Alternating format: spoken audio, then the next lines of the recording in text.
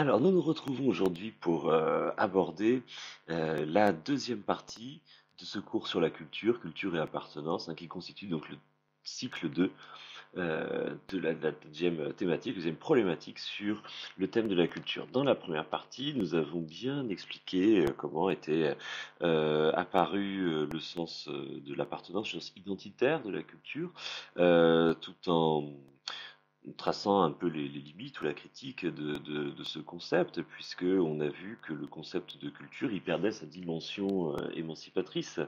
Et à présent, je voulais, dans une deuxième partie, essayer d'opposer à ce sens d'appartenance, à ce sens identitaire, le sens cosmopolite, l'idéal cosmopolite de la culture. Alors, je vais expliquer ce terme d'abord. Le terme cosmopolite vient en fait d'une citation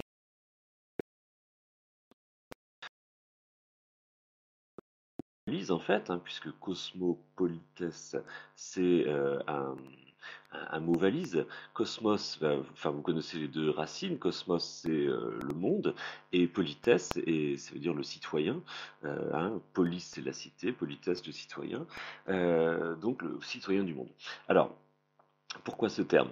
En fait, son origine est liée donc à une citation de Socrate que nous a rapporté Xénophon. Xénophon, c'est un élève de Socrate. Platon n'est pas le seul élève de Socrate. Xénophon est aussi un élève bien connu, un grand écrivain, élève de Socrate, qui rapporte la citation suivante dans les Mémorables. Les Mémorables, c'est une œuvre dans laquelle Xénophon raconte les choses dignes d'être remémorées, en fait, les choses dignes d'être souvenues qu'il a vues à Athènes de son temps. Et donc, dans les Mémorables, il rapporte des bons mots, des belles phrases, des citations, par exemple celle de Socrate. Quand on lui demande d'où il vient, Socrate répond Je viens du monde que d'être d'Athènes.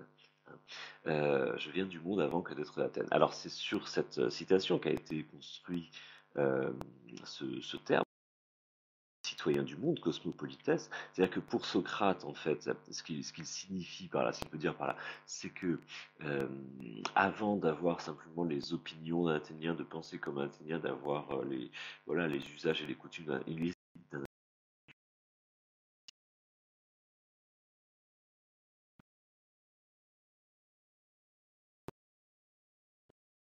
d'avoir une pensée et des habitudes et des valeurs circonscrites au lieu où il est né. Voilà. Euh, En fait, c'est une exigence qui définit à elle seule l'exigence de la culture, c'est-à-dire parvenir à se hisser au-dessus du lieu où l'on est né pour être quelque chose de plus que simplement le représentant de son temps, le représentant de sa société, le représentant de son époque, quelque chose de plus que le pur produit conditionné par son temps. Hein. Euh, il y a il y a une belle chanson de Georges Brassens qui illustre en fait très très bien cette définition socratique. C'est une chanson qui s'appelle Les imbéciles heureux qui sont nés quelque part, et dans laquelle voilà, il explique ce que c'est que d'essayer de s'extraire au-dessus du clocher du village où on est né, quoi, pour essayer d'aller voir un peu plus loin. Et d'une certaine façon, c'est la définition de l'exigence de la culture. Un euh, poète qui définit ça très bien également. C'est un poète latin, un poète comique, Terence, qui a une comédie qui s'appelle Léoto Timoroumenos, record du monde du titre le plus compliqué, fait dire à un de ses personnages rien de ce qui est humain ne m'est étranger.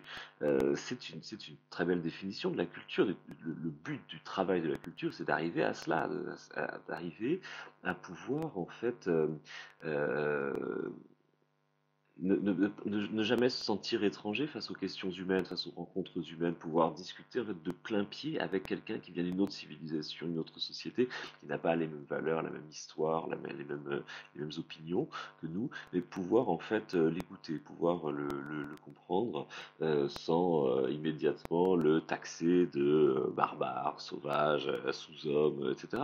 Hein.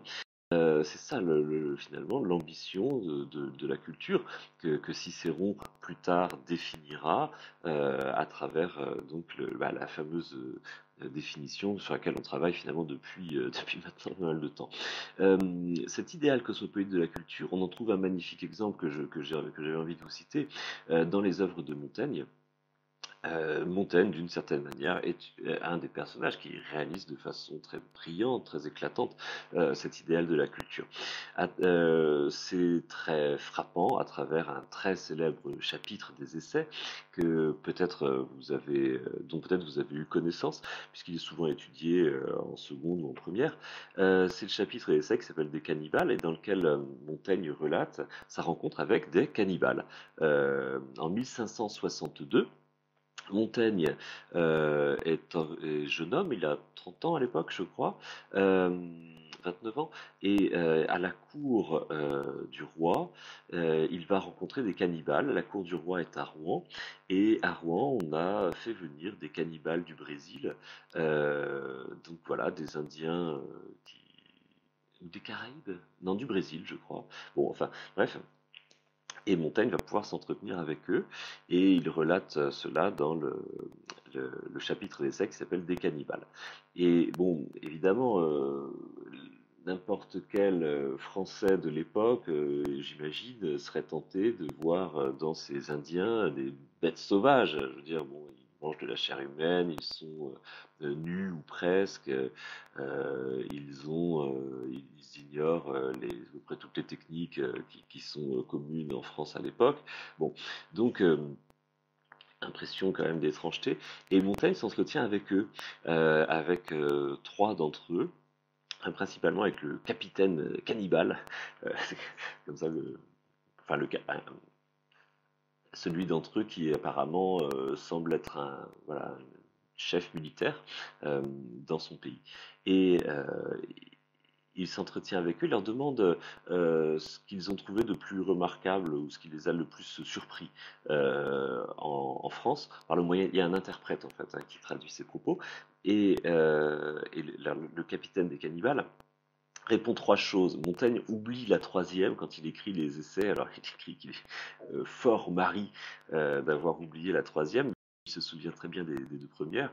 Euh, la première, c'est que le capitaine des cannibales est extrêmement surpris de voir dans les rues de Rouen des hommes extrêmement dénués de tout, mendiants décharnés de faim et de fatigue, mendiants aux portes des riches, au contraire, qui sont gorgés de toutes sortes de richesses, qui portent des habits magnifiques, etc. Et donc le capitaine des cannibales s'étonne que les indigents, les pauvres gueux, quoi, qui sont là à traîner dans la rue, ne sautent pas au cou des gens plus riches pour les égorger, pour mettre le feu à leur maison. Et ça, c'est la première observation. Et la deuxième chose qui les étonne beaucoup, c'est de voir que manifestement le pouvoir est détenu, exercé par un enfant, puisque Charles IX, qui est le roi à l'époque, hein, qui les reçoit, a 12 ans, et qu'il est entouré, dit le cannibale, d'une multitude d'hommes âgés, portant barbe, qui ont l'air plein d'expérience, plein de connaissances du monde et de la vie, et pourtant c'est cet enfant qui exerce le pouvoir, et donc ce cannibale trouve ça vraiment complètement aberrant. Bon, alors on reconnaît là le principe que reprendra plus tard Montesquieu, le principe du persan, hein, c'est-à-dire l'étranger qui regarde tout d'un regard naïf et qui voit en fait les absurdités que les Français ne voient plus par habitude en fait. Et là donc c'est exactement ce principe. Le cannibale en fait voit avec bon sens tout ce que le Français de l'époque ne voit pas, ne voit plus. Hein. Et donc en fait il n'est pas du tout déraisonnable, sauvage, absurde et barbare, mais au contraire il voit ce que les gens de l'époque ne sont plus capables de voir. Hein. Euh, et Montaigne conclut cet essai en disant une phrase très ironique, tout cela ne va point trop mal, mais quoi, il ne porte pas de haut de chausse. C'est-à-dire qu'il reprend de façon évidemment un peu satirique, le point de vue qui serait sans doute celui des Français de son temps, hein, qui serait de se dire, bon d'accord, effectivement c'est peut-être, oui c'est assez sensé, mais quoi, ils ne portent point de choses, c'est-à-dire, bon, ils vont les faire salaire, c'est des sauvages, hein, c'est pas vraiment des hommes à part entière.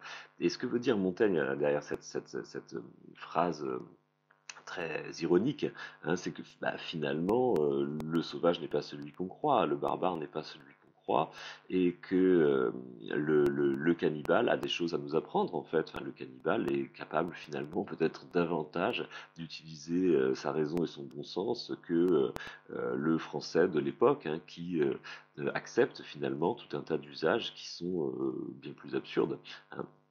Voilà.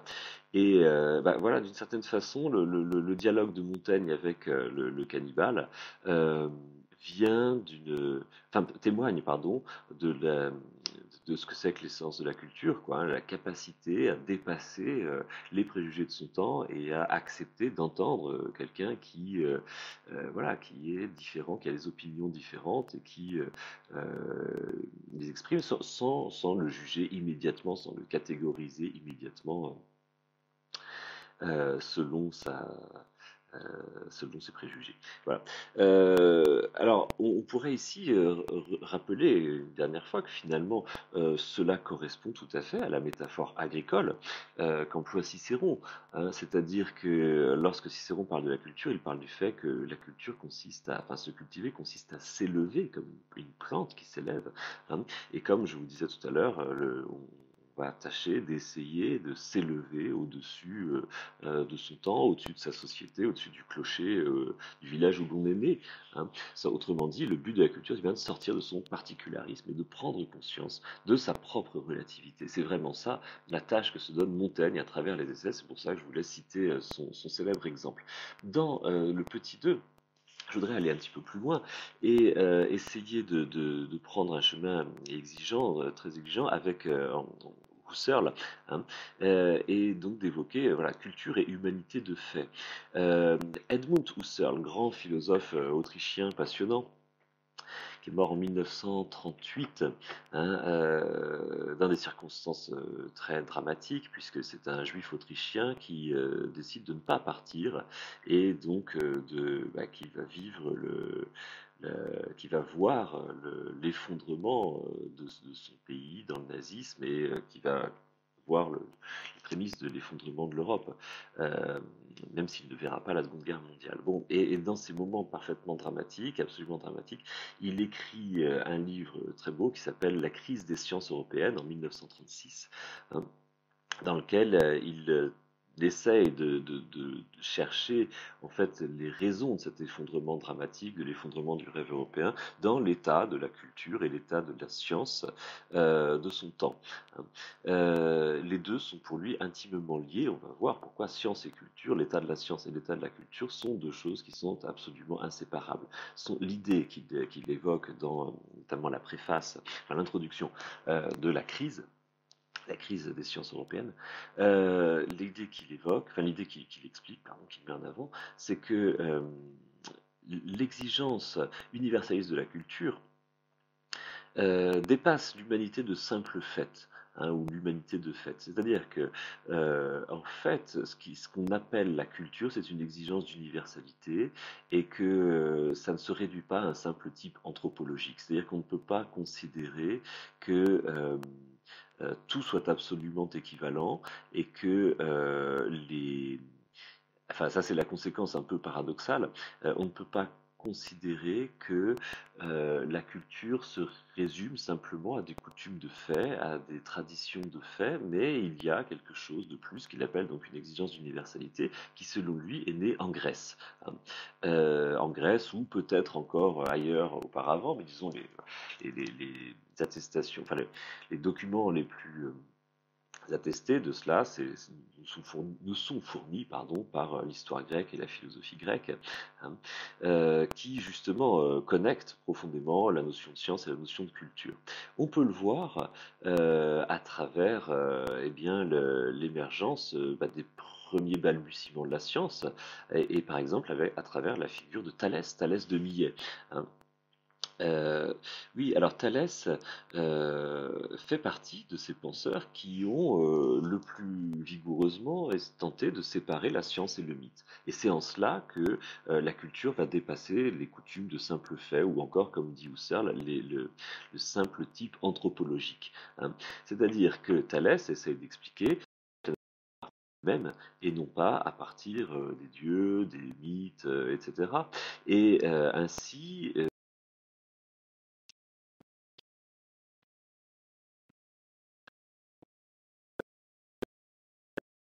tout est haut. Alors, il voulait dire par là que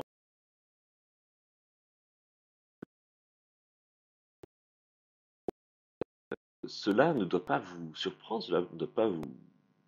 enfin, on ne doit pas trouver cela étrange finalement. Aujourd'hui, on dit exactement la même chose, sauf qu'on a remplacé eau par carbone, tout est carbone, mais finalement, c'est la même idée. C'est-à-dire que on peut expliquer voilà, quasiment l'ensemble, la très grande majorité des formations euh, de la nature par la combinaison d'un certain nombre d'atomes et notamment l'omniprésence dans la nature vivante de l'atome de carbone, hein. Ou bien tout est atome. Enfin, vous voyez, finalement, enfin, ce que je veux dire, ce qui est important, c'est pas l'eau, c'est tout. C'est-à-dire la capacité de concevoir que l'on puisse expliquer l'ensemble des phénomènes de la nature à partir d'un élément, pardon, lui-même naturel, hein. Et je veux dire, le mythe envisage toujours l'explication de la nature à travers toutes sortes de phénomènes parfaitement surnaturels, l'apparition de Dieu, la formation de l'homme par des titans qui manipulent de la glaise, etc., etc. Et Thalès, à travers cette citation, explique que non, en fait, faut renvoyer les dieux dans l'univers du mythe et tâcher d'expliquer en fait les choses naturelles à partir de la naturelle, à partir des éléments naturels et non pas à partir d'interventions extérieures. C'est la définition même du projet scientifique et d'une certaine façon, c'est cela qui définit l'exigence de la culture, c'est-à-dire en fait de congédier les simples explications de faits, les explications par la tradition orale, par la coutume, par les préjugés locaux, quoi, hein. Voilà. Et donc c'est en cela que la notion de science et la notion de culture sont intimement liées, c'est-à-dire que l'exigence de la culture se traduit de multiples façons, mais notamment à travers l'exigence de la science, et l'exigence, autrement dit, de fournir des explications universelles des choses, des explications qui possèdent une valeur, non pas religieuse, non pas circonscrite, non pas en termes de croyance, mais une valeur universelle, hein. Et alors, je vous disais, oui, ce sont les Grecs qui en ont donné l'exemple, euh, et les premiers penseurs, les premiers procès, pardon, qu'on a vus en Grèce pour les premiers procès de philosophes qu'on a vus en Grèce, justement, l'attestent. Le premier à avoir connu un procès de ce genre, c'est pas Socrate, c'est Anaxagore. Anaxagore, figure que Socrate a connue, hein, de son temps. Quand Anaxagore était vieillard, Socrate était jeune homme et il l'a rencontré. Et Anaxagore, en fait, a lui aussi, avant Socrate, connu un procès. Si je ne me trompe pas, il n'a pas été condamné à mort, mais bon, par contre, on lui a interdit de poursuivre ses recherches. Alors que faisait-il? Eh bien, il menait des recherches sur les phénomènes de la terre et de l'air, nous dit-on. C'est-à-dire, en fait, qu'il étudiait la formation des tremblements de terre, et des phénomènes météorologiques. Et alors, il était protégé par Périclès. Périclès, c'est le grand homme politique de l'Athènes du 5e siècle avant notre ère.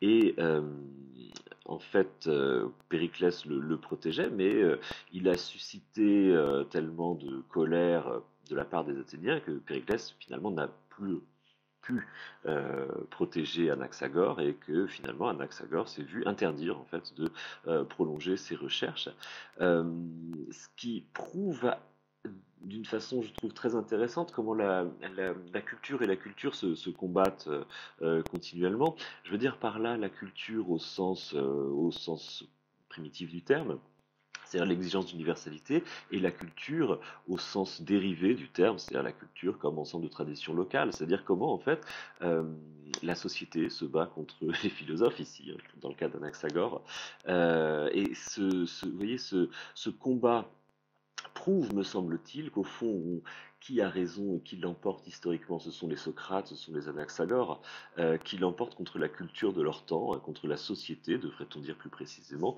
de leur temps. Et ce combat, nous dit Hannah Arendt, je cite Arendt, parce que figurez-vous que c'est justement une élève euh, de Husserl. Hannah Arendt explique que ce combat est éternel, que ce combat ne peut cesser, c'est-à-dire que la société et la culture seront toujours en conflit.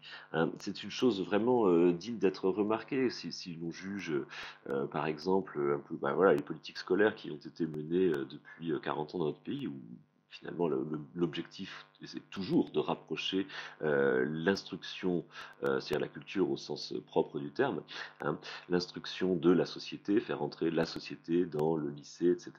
Bon, non, il y a toujours une opposition entre les deux, une antinomie entre la société et la culture, parce que la société et la culture ne vivent pas au même rythme. Hein. C'est-à-dire que la société a affaire aux besoins des hommes, et donc la société est de l'ordre du métabolisme, du renouvellement, de la consommation et de la destruction. Hein. C'est sa fonction, c'est son rôle, c'est normal. Tandis que la culture a pour rôle la conservation.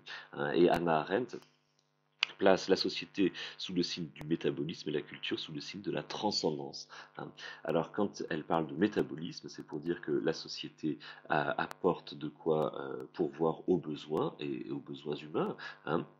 C'est dans ce sens qu'elle l'emploie, et par conséquent, le rythme de la société, c'est la consommation, donc la destruction, tandis que la culture vise au contraire à la transcendance, c'est-à-dire que la culture cherche à dépasser les besoins de son temps. Elle prend un exemple qui va sembler anachronique, mais en fait, enfin, on peut trouver d'autres analogies. Un exemple qui peut sembler anachronique, excusez-moi.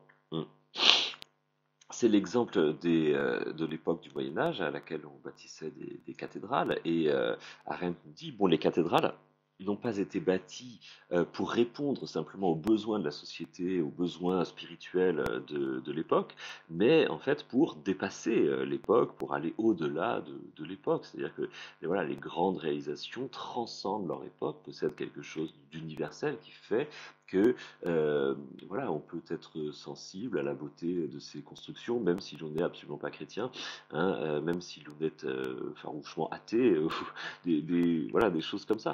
Euh, donc la transcendance, c'est ce qui fait que les produits d'une culture, à un moment donné, vont dépasser, voilà, d'une culture au sens 2, vont dépasser la valeur limitée de la société dans laquelle ils sont pris naissance, dans la société dans laquelle ils se sont inscrits. Et on pourrait faire justement la même remarque, alors non pas à propos des cathédrales, mais à propos des constructions entreprises par Périclès, justement, savoir la construction du Parthénon à Athènes. Hein, et bon, voilà, je veux dire, Périclès mobilise en fait toutes les trésors des richesses en fait de la Grèce de son temps pour construire le Parthénon d'Athènes. C'était certainement pas uniquement par rapport aux besoins de son temps, mais pour produire quelque chose dont il savait que cela durerait bien plus longtemps que sa propre personne, que Athènes et que sa propre époque, quoi. Voilà. C'est-à-dire que finalement, le but de la culture, vous voyez, c'est ça, c'est à la fois, comme on disait dans le petit 1, de prendre conscience de sa relativité, mais en même temps, dans le petit 2, de développer cette dimension d'universalité. Alors, l'autre exemple que je vais juste citer, c'est l'exemple du droit. Hein. Le but de la culture, c'est bien de produire également des normes de droit qui ne soient pas simplement des coutumes, qui ne soient pas simplement de l'ordre de la tradition et du fait, mais qui puissent posséder une certaine forme d'universalité. Bon, c'est-à-dire que par exemple, voilà, les philosophes des Lumières qui mettent, enfin, les révolutionnaires français qui mettent au point la Déclaration des droits de l'homme et citoyens de 1789 font quelque chose ici qui possède une dimension universelle, qui ne justifie pas qu'on aille envahir des pays, bien sûr, pour l'imposer de force, mais qui présente une dimension d'universalité. C'est ce qui fait que la Déclaration des droits de l'homme et citoyens figure bien sûr dans le préambule de notre Constitution, mais également dans le préambule de la Constitution de beaucoup d'autres pays que le nôtre. Hein. Voilà, ce sont là des exemples, des réalisations de la transcendance, c'est-à-dire en fait le fait de produire des choses qui dépassent simplement les besoins de son temps. Hein. Voilà, alors je vous retrouve dans la prochaine vidéo pour essayer de